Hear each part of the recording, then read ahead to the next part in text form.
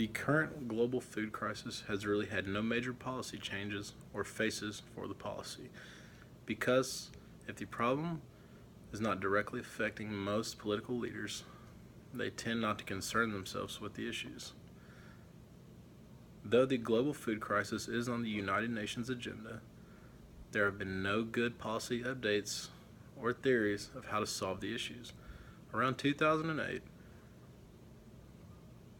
the price on food hit an all-time high, and countries that were once able to afford the price on grains and rice, foods that were necessary to sustain life in countries throughout the world, and without food worldwide, everything else is weakened. Over the past 30 years or so, many governments, including our own,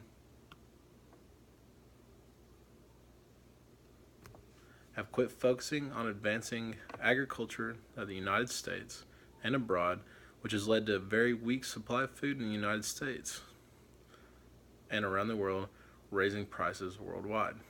The issues that lie in the government of the United States and around the world all stem from a lack of knowledge backing the agricultural industry, with money being a huge issue, as in everyone wanting to get paid, including people in the agricultural industry.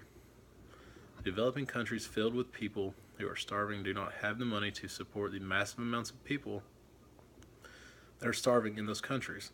The theory of throwing money and aid at the corrupt government also seems to do no good, making those countries' leaders richer and more powerful, and the people who really need the aid never receive it.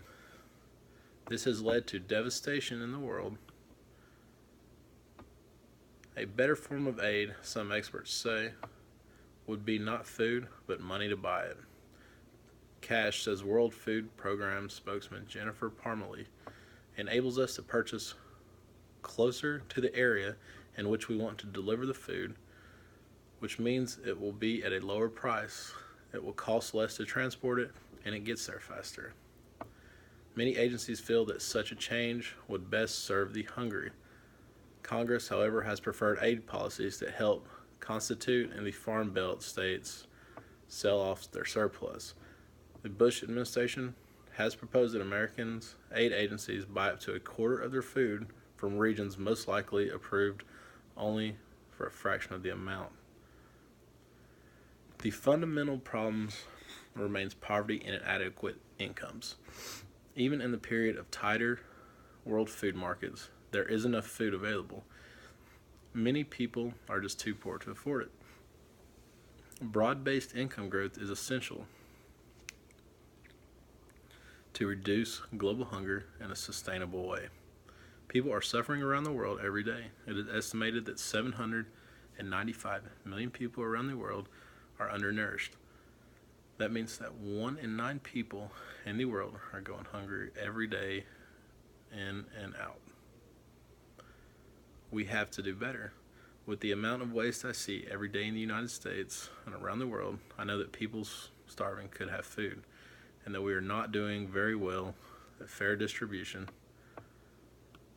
And though I know people do not work for free, people should have the access to some form of nutritious food every day, regardless of their location.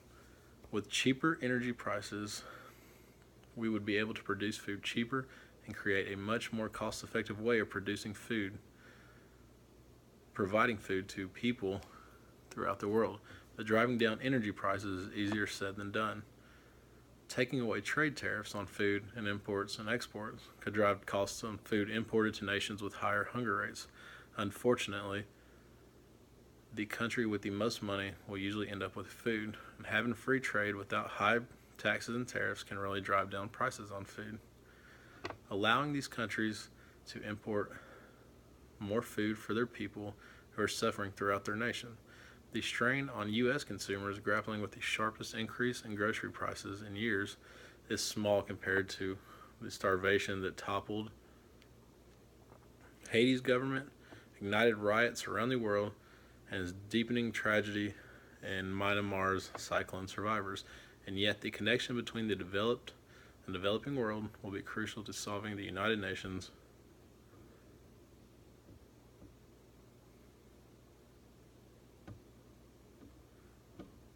what one United Nations official has called the silent tsunami of food prices that has plunged 100 million people deeper into poverty. To stem the misery, relief officials are calling both for energy aid and for changes in policy worldwide.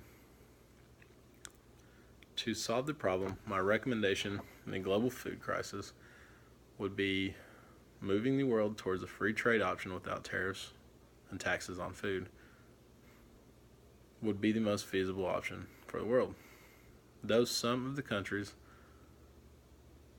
have so much corruption and are worried about filling their own pockets and not their own starving people, making food cheaper around the world would ensure that everyone around the world at least has access to nutritious food and would be a step in the right direction. With countries needing taxes and tariffs to make money for imports and exports, this will still be very hard to do, but I believe that taking away the taxes and tariffs would drive down food costs around the world, making food cheaper and more accessible to the poor who are currently unable to afford it. My second proposal to solve the global food crisis is to revamp the agricultural industry and invest more money into genetically altering crops to be better and grow faster. The issue is people are very against genetically modifying crops in a sense that could hurt local environments and species. I am all for making a better crop, and if they mix fast growing crops with crops that take longer to grow, the outcome would be faster growing crops that could potentially help bring down the cost of food and solve the global food crisis.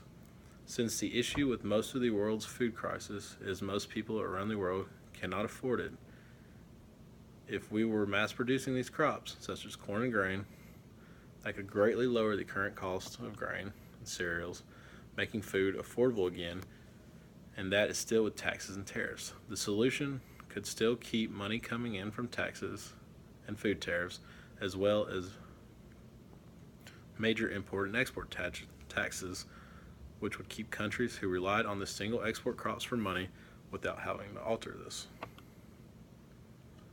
The option I pick is getting rid of taxes and tariffs, because I feel that would be the easiest way to drive down food prices. Food prices is what is causing the global food crisis, so anything we can do to make food cheaper, and taxes are the main thing that drives up food prices. Much like buying groceries around the United States. When you go to a place without sales tax, like the state of Kentucky, but live in Tennessee, whose tax rate is 8% on food and grocery, but you live in Tennessee on a border with Kentucky, which place would you go shop if you were within a grocery store the same distance both ways? One would assume that most people would go to the grocery store in Kentucky to save the 8% off their total bill. Open markets have a crucial role to play in raising production and income. Trade enables productions to be located in areas where resources are used most efficiently and has the essential role in getting products from surplus and deficit areas. Trade also raises overall incomes through the benefit of exporters in the form of higher prices that would be received in the absence of trade, and importers through lower prices than would otherwise be paid, while contributing to faster economic growth and raising per capita incomes. I feel that everyone should have access to food, and I'm tired of seeing people go hungry day in and day out.